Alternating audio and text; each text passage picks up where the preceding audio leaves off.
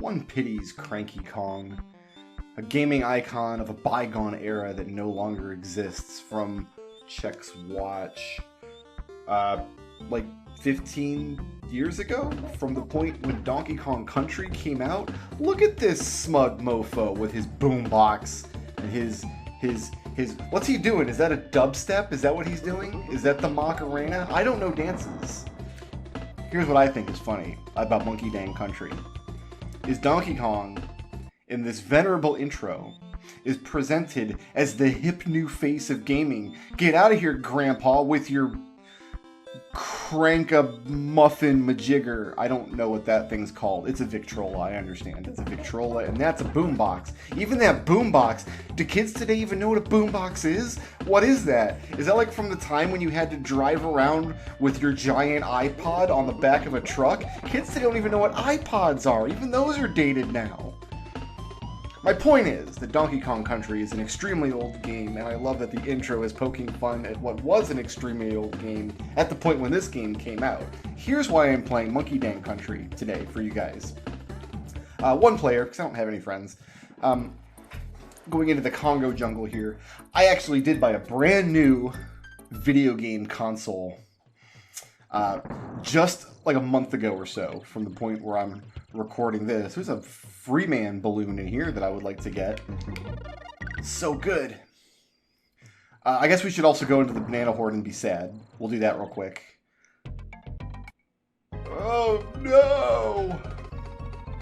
Yeah, I've actually been trying to get this particular console for a long time, and every time you check, it's out of stock. I guess they've run into like manufacturing problems. I've already died. I've already died. Yes! I'm the best! But yeah, I guess there's like manufacturing problems. We're gonna kill this guy with a barrel. Well, maybe not. Maybe we won't kill that guy with a barrel. Slap my hand, Diddy Kong. Oh, there's another one-up balloon. Oh, I need that because I just... There's another one. Oh, I needed that too. There's another one. Oh my goodness, I'm so good at this game, except for the point where I died 2 seconds in. But yeah, I finally got my hands on a Super NT. Y'all thought I was going to say PS5. No, nobody has a PS5. They don't exist. But yeah, I got a Super NT, which is this cool little device. It's a retro video game console to play Super Nintendo cartridges. And it has an HDMI out.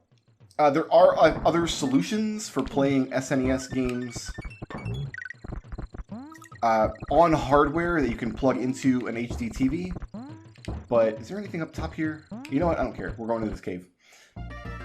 In fact, one of the things I have is like a composite video, which are like the RCA jack that come off the back of the Super Nintendo back in the day. Converted into an HDMI signal.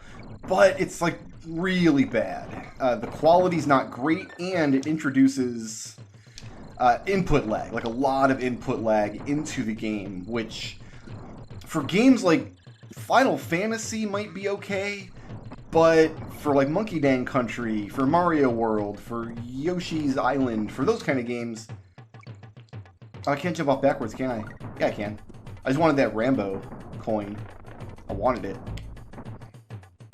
Input lag, basically, the HDMI TVs, the technology works different from the TVs that were available back in the 90s, where something interlacing, something scanline, something doesn't matter. But the long and the short of it is like old video game consoles that plugged in using either an RF connector, which is a little coaxial screw-on type thing that used to be the bane of my existence back in the days, or the RCA jacks, the red and yellow video and audio cables that you could use if you had a newer TV that I did until 2001 or so. But with HDMI, everything is HDMI these days. Well, not everything. I mean, composite cables were a thing for a little while. But it's two different kinds of signals, and my HD TV cannot decode the RCA signals. No, modern technology is different from technology back in the 1850s when Donkey Kong Country was the new hotness, and Donkey Kong wanted to make fun of Cranky Kong, even though you should be nice to your grandpa. All right, let me just tell you that. You should be nice to your grandpa. You know what? Both of my grandpas are dead now, and I miss them both terribly, and they're both great dudes. And I was nice to them when they were here. You know what? And you should be too. Not my grandpas. They're dead. You can't be nice to them anymore. They're not around. But, like, if you have a grandpa somewhere, be nice to him. Donkey Kong isn't, because he's just a jerk. Cranky Kong was just enjoying his Victrola, and Donkey Kong was like, you know what? I'm going to ruin his day on the construction site where he lives, and that'll be the introduction to my new game about jumping on alligators with my friend Diddy. Which, can we just be honest, is a terrible name. Diddy Kong? Come on. I had a point that I was going. I was laboriously moving towards something somewhere. The idea is that if you plug an old game console into a new HD TV, you get a bad signal. And the various solutions, none of them are great. The input lag introduced because the TV has to decode the signal means that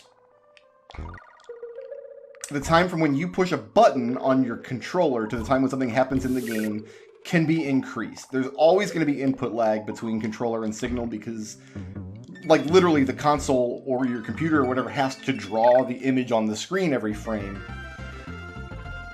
But when that lag approaches many frames, when that lag gets so long that you're starting to measure it in, like, tenths of a second, it becomes unbearable.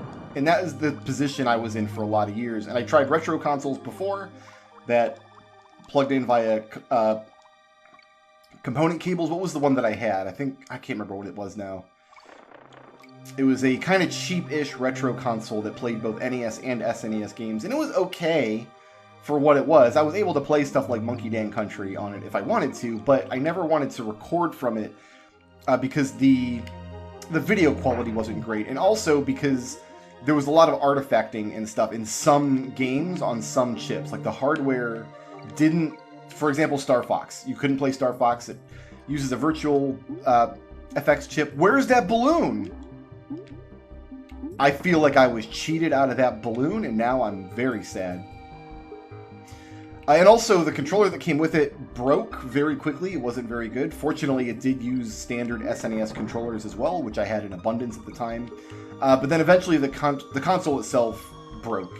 I think I spent like $70 on it, so it's like, it's fine. It was whatever. There are 2 Enguards in this level now. It's Engard, and that's his brother, Flengard, I guess. Another thing that I tried more recently was, I don't know, we better go to Flengard now. I don't know why I got hit there. Hey, buddy. It's your time to shine, Flengard. Never mind. Thanks. Oh, are you gonna Yoshi back and forth here? Is that the idea? Are you coming back? You are coming back! Oh, I get Flengard back. Nice. So I have a converter box. It's like a composite RCA to HDMI converter box, and it's not great. The quality on it's actually really bad. It wasn't that expensive either. I wasn't like expecting it to blow me away, to be a standout solution to my problem. But since I started this channel in 2008, I haven't actually been able to play my SNES hardware on any TV that I owned, for all of those reasons and more. And for all those reasons and more, all of the recording I've done for SNES games on this channel has been on emulator. However, the Super NT has none of these problems. It has HDMI out natively, it runs every single one of my games, and there's no input lag at all. Like, I'm sure there's a fraction of a fraction of a fraction, but I can't feel any, and it's not like I'd be able to feel input lag in maybe not Donkey Kong Country. I've played this game, but I'm not super familiar with it. Super Metroid is the benchmark. If I can play Super Metroid and do wall jumping and bomb jumping and stuff, and not feel the input lag, that's when I know that that we've got a good solution. Also, my SNES controller is in a lot better shape now than it was back in the day. I used to have 4 or 5 SNES controllers hanging out, and all of them had something wrong with them. So at one point, I just disassembled all of them, put all the working pieces into this one controller, and now I have one SNES controller that works perfectly. It's wonderful. Into the barrel. Thank you. I want that O. Oh! So it's actually a joy for me to play an SNES game on real hardware for the first time in a very long time. So the first game that I played on stream. I played Final Fantasy, Mystic Quest. I'm not going to try to get all the secret entrances and stuff in this game, by the way. We're not going for the hundo or the, like, hundo 0.1. More to the point, I think this game does go to 101%. But yeah, after Mystic Quest, I'm like, you know what, I should do some recording from the Super NT. Ostensibly, I bought this thing so I could record games from it, and I'm going to have fun. And this is the first game that came to mind, was Monkey Dang Country. Because like, retro consoles are not the only offenders. Like, even emulators. Not every emulator emulates every game properly. There are some pretty notorious emulator jank situations out there. You may remember for Christmas one year I played Yoshi's Island. I played it on emulator, and the ending of Yoshi's Island, for whatever reason, was not emulated properly. I don't know what happened. I don't know why. It just didn't. Final Fantasy 1 is an NES game, and on NES emulators, I have no idea why, but... Are you saving? Oh, you're saving my game. Finally, we get to a save point. If you die at any point before you get to Candy's save point, you have to start the whole world over. I'm going to take my 7% and move on with life. That's what I'm going to do. In Final Fantasy 1, whenever you light one of the 4 orbs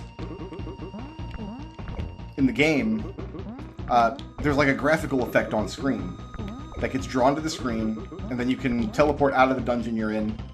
But for whatever reason, that graphical effect, this like gray screen white thing, doesn't appear on any emulator I've ever tried, and I've never gotten it. Mega Man X has a pretty notorious one where on some dumps of the ROM, for whatever reason, I don't think it's... Maybe it is on the version that I have, on the ROM that I have in my collection, I'm not sure. But for whatever reason, your sub-tanks won't give you a full heal unless the sub-tank is literally full. So yeah, I've had some playthroughs of Mega Man X over the years where it's been like, oh, I don't know why my sub-tanks are not working properly. Well, that's why. The ROM dump, or whatever it is. There's some ROMs that are just, that have sound design issues.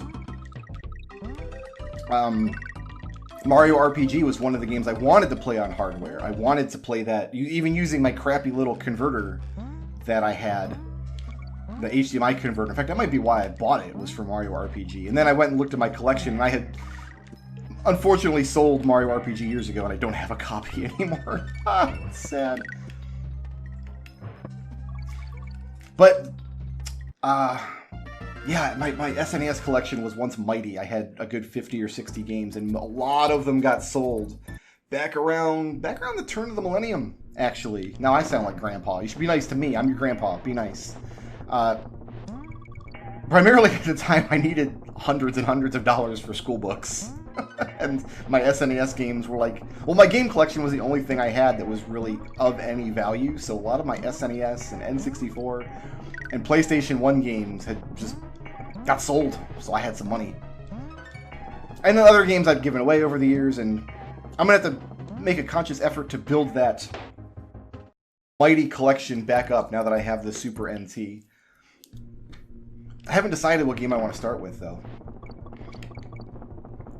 Like, Mystic Quest is the only Final Fantasy game I still have. I've got Chrono Trigger, I've got Secret of Mana, so those are good. And of course I've got the copies of Final Fantasy 4 and 6 and other perfectly viable places, not the least of which are the Pixel remasters that are coming out now.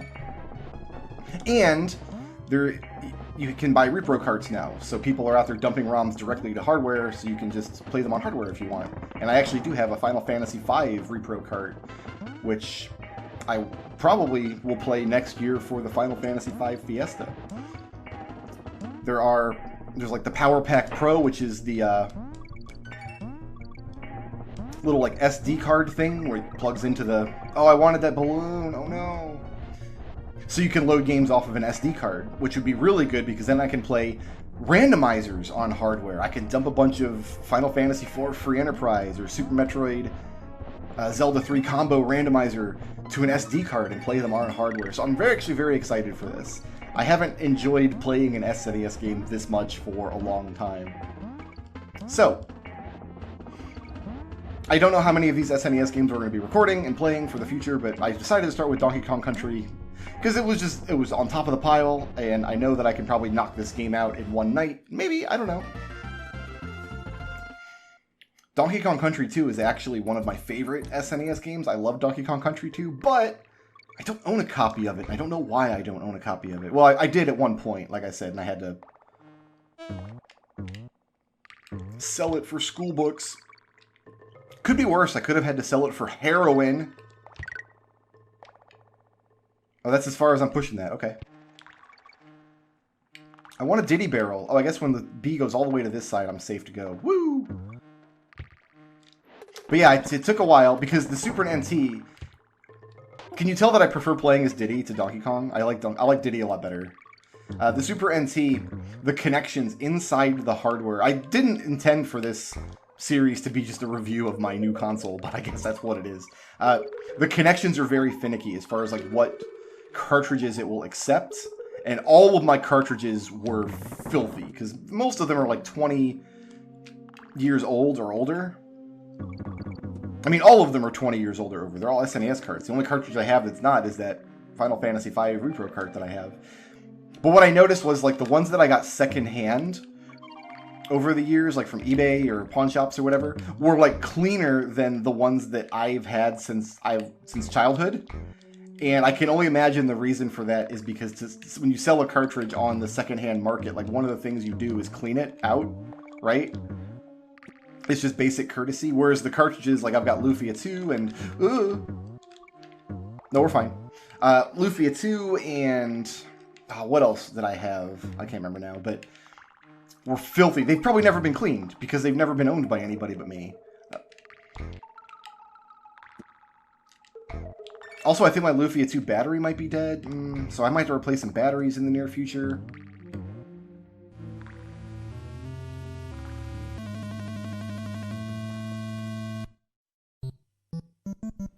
Shoutouts to Zuzio for sponsoring this video. If you liked the video and you'd like to see more, please tickle my thumb, leave a friendly comment, and ring my little bell.